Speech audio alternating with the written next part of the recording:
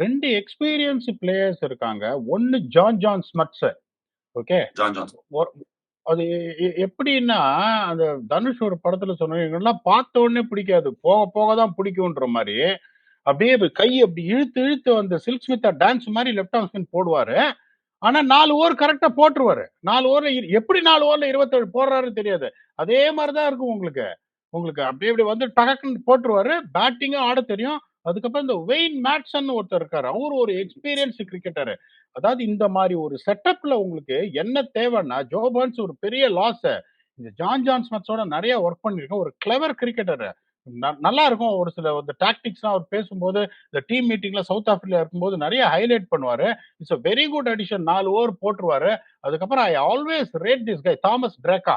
So இந்த 3 பேர் இருக்காங்க. அத தவிர மெனன்டி பிரதர்ஸ் இருக்காங்கங்கும்போது, இப்ப நான் ஹானஸ்ட்டா சொல்றேன். I am not writing them or talking bad about them. ஒரு மேட்ச் வந்து இவங்க ஜெயிச்சாங்கன்னா, அவங்க that is the way they can say thank you to ICC அப்படிங்கும்போது, இவங்கள வார்ம் அப் கேம்ஸ்லாம் நெறைய ஆடிட்டு இருக்காங்க. They are not performing that badly.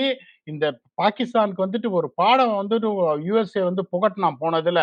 அதனால இவங்கெல்லாம் நீங்க ஈஸியா எடுத்துக்கிட்டீங்க அப்படின்னா, டமால்னு அடி வாங்கறதுக்கான சான்ஸ் இருக்கு. என்ன சொல்றது? இப்போ you got the Manenti brothers, you got Thomas Draca, you got Wayne Madsen, you got John ஸ்மட்ஸ்னா, you have to respect them. I wish them they just cause an upset or two.